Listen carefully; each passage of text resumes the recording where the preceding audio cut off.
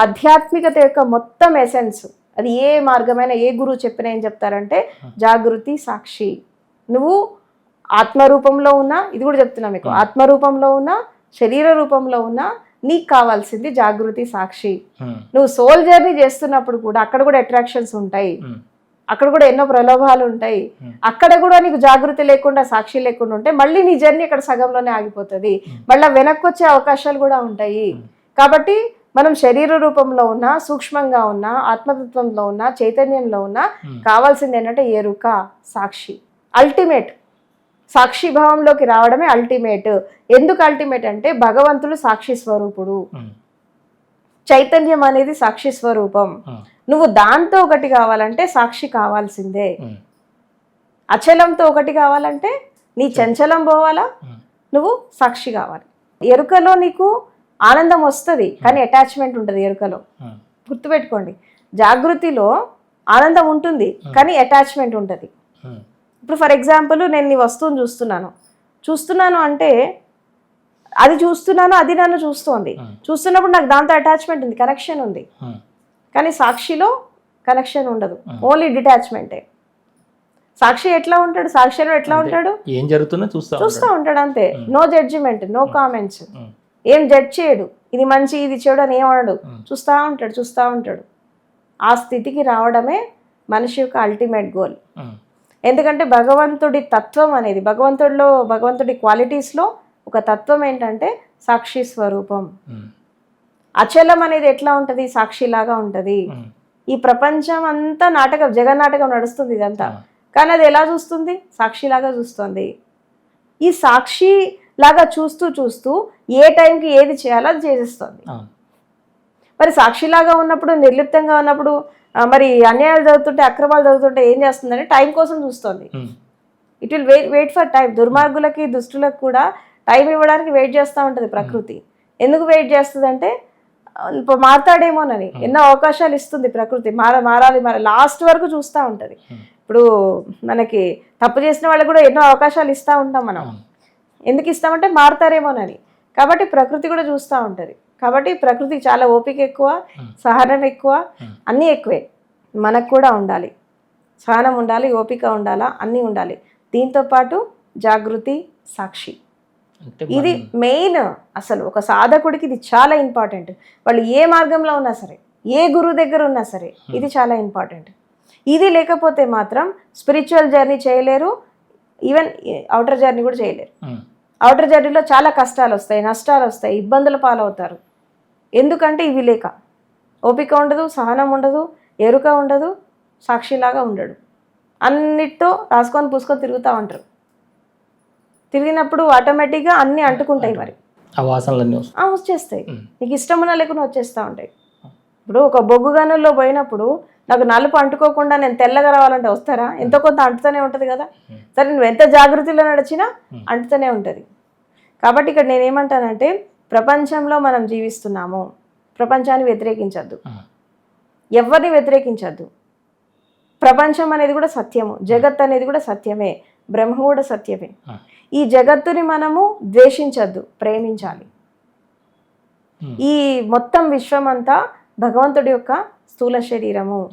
దీన్ని ఇష్టపడడం, ప్రేమించడం, అర్థం చేసుకోండి. ఫస్ట్ ఆఫ్ ఆల్ జీవితాన్ని అర్థం చేసుకోండి, ప్రకృతిని అర్థం చేసుకోండి, విశ్వాన్ని అర్థం చేసుకోండి, మనుషులను అర్థం చేసుకోండి, పరిస్థితులను అర్థం చేసుకోండి. అర్థం చేసుకొని దాన్ని తగ్గట్టుగా మిమ్మల్ని మీరు మార్చుకుంటారండి, మోల్డ్ చేసుకుంటారండి. మీకోసం అది మోల్డ్ కాదు, మీరు కావాలి.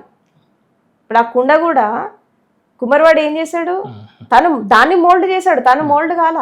ఈ కుండ ఏం చేసింది, అరే నువ్వు నన్ను ఎందుకు హింసిస్తున్నావు అంటే ఓపికతో ఉండు, సహనంతో ఉండు అని చెప్పాడే కానీ దాన్ని రకరకాలుగా మాడిఫికేషన్ చేశాడు. ప్రకృతి కూడా మనల్ని మాడిఫికేషన్స్ చేస్తూ ఉంటుంది. చేస్తున్నప్పుడు మనము వ్యతిరేకించద్దు, యాక్సెప్ట్ చేయాలి. స్వీకార భావం, యాక్సెప్టెన్స్, సమ్యక్ స్వీకారం. యాక్సెప్టెన్స్లో ఉన్నప్పుడు ఆటోమేటిక్గా ఈ కోర్పు సహనం వచ్చేస్తూ ఉంటుంది. ఇది ఆధ్యాత్మిక మార్గం అనేది అంత ఈజీ కాదు, కష్టమైన మార్గం ఇది ఒక విధంగా. ఎందుకు అంటే ఈ ప్రపంచ జీవితానికి, ఆధ్యాత్మిక జీవితానికి ఒకే ఒక తేడా ఏంటంటే ప్రపంచ జీవితంలో మీరు ఎలా జీవించినా మీకు నడుస్తుంది. మీరు మోసం చేసినా, ద్వేషమైన ఏదో ఒకటి బతికేస్తారు. కానీ ఆధ్యాత్మిక జీవితంలో ఒక తప్పు చేస్తే ఎన్ని ఎన్ని వేల జీవితాలు వెనకబడతామో మనకు తెలీదు, ఎన్ని వేల జన్మలు వెనక్కి పడతామో తెలీదు. ఇప్పుడు 3 అడుగుల దూరంలో మనకి మన గమ్యం ఉంది. ఒక రాంగ్ స్టెప్ వేస్తే మళ్ళీ ఎన్ని వేల అడుగులు వెనక్కి పడతాయో తెలీదు, మళ్ళీ ఎంత అగాధంలో కూరుకుపోతామో తెలీదు.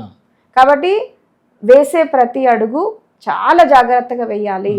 మనము నడుస్తున్నాం, మనం బురదలోనే నడుస్తున్నాం, బురద అంటుకోకుండా ఉండాలి.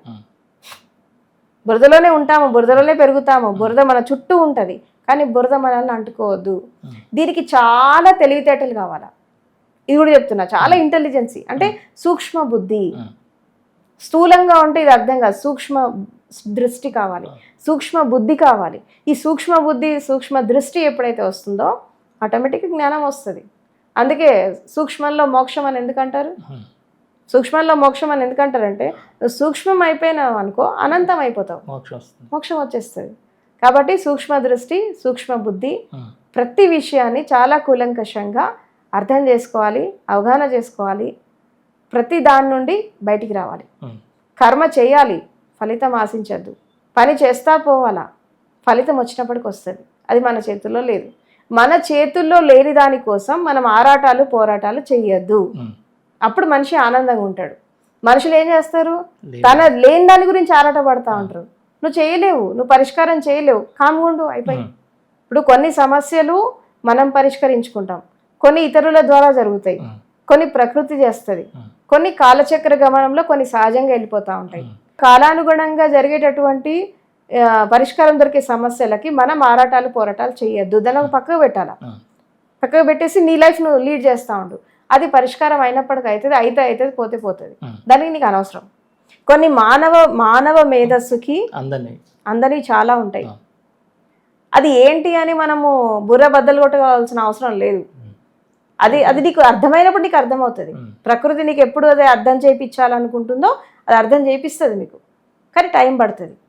అప్పటి వరకు నువ్వు దాన్ని ఫేస్ చేయగల, దాన్ని ఒక సైడ్కి పెట్టేసి, ఒక స్పేర్, ఒక పాటలో పెట్టేసి నీ పని మీరే పనులు చేసుకో, ఆ సమస్యను పక్కబెట్టి వేరే పనులు చేసుకో.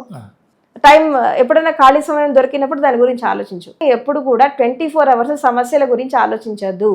1 గంట టైం ఇవ్వాలి, అంతే. 24 hours ఉందండి, ఒక సమస్య ఉంది, 24 గంటలు దాని గురించి ఆలోచిస్తే మిగతా పనులు ఎప్పుడు చేస్తావు? నువ్వు అన్నం తినలేవు, నిద్రపోలేవు, 24 hours ఆలోచన కూడా సమస్య పరిష్కారం కాదు. కాకపోగా నువ్వు అనారోగ్య సమస్యలు వస్తాయి, నీకు రకరకాల సమస్యలు వస్తాయి, కుటుంబ ఇబ్బందులు వస్తాయి. ఒక సమస్యను పట్టుకొని మొత్తం జీవితాన్ని నాశనం చేసుకోవద్దు కదా. ఒక సమస్య నీకు ఉన్నప్పుడు రోజుకు 1 గంట ఆలోచించు చాలు, ఎక్కువ వద్దు. పరిష్కారం అయ్యేదో 1 గంట, నాకు తెలిసి 10 నిమిషాలు, అంతకంటే ఎక్కువ టైం ఇవ్వద్దు. 10 minutes ఆలోచిస్తే చాలు.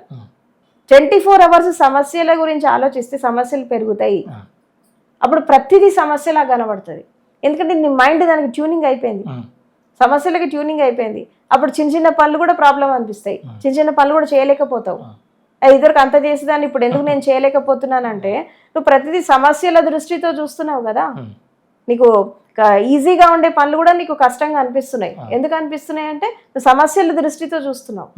కాబట్టి ప్రాబ్లమ్స్ ఉన్నప్పుడు ప్రాబ్లమ్స్ గురించి రోజు 1 గంట కంటే ఎక్కువ ఆలోచించద్దు. మిగతా టైం అంతా మీ రొటీన్ వర్క్లో పడిపోండి. ఆ రొటీన్ వర్క్ కూడా ఎట్లా చేయాలా, మళ్ళీ ఇలాంటి తప్పు రిపీట్ కాకుండా చూసుకోవాలి. చేసిన తప్పులే మళ్ళీ మళ్ళీ చేయకండి, రిపీటెడ్గా చేయొద్దు. ఇప్పుడు ఆ దారిలో పోతే సేఫ్ కాదని చెప్పి తెలుసు, ఆయన ఎందుకు పోతున్నారు? తెలిసిపోతారు. నిన్న జరిగింది ఈరోజు జరుగుతుందా? జరగచ్చు, చెప్పలేము, అది మన చేతుల్లో లేదుగా. మనం సరిగా ఉండొచ్చు, ఎదుటి వాళ్ళు ఉండకపోవచ్చు కదా, ఏదైనా జరగచ్చు. కాకపోతే నేనేమంటానంటే ఒకే నదిలో 10 సార్లు మునగద్దు. చేసిన తప్పులు పదే చేయొద్దు. కొత్త తప్పులు చేయండి, కొత్త జ్ఞానం వస్తుంది, కానీ చేసిన తప్పే మళ్ళీ మళ్ళీ చేయొద్దు. ఎందుకంటే ఒక ఒక ఒక మార్పు అనేది రావాలి కదా, ఒక థింకింగ్ ప్యాటర్న్లో మార్పు రావాలి. సో ఈ మార్పు వస్తున్నటువంటి క్రమంలో మెల్లిమెల్లిగా మనం దాన్ని అర్థం చేసుకుంటూ వెళ్తే ఎలాంటి క్లిష్టమైన సమస్య అయినా పరిష్కారం జరుగుతుంది. దాన్ని చూసి అధైర్యపడద్దు, మనోధైర్యం కోల్పోవద్దు, ఏమీ కాదు.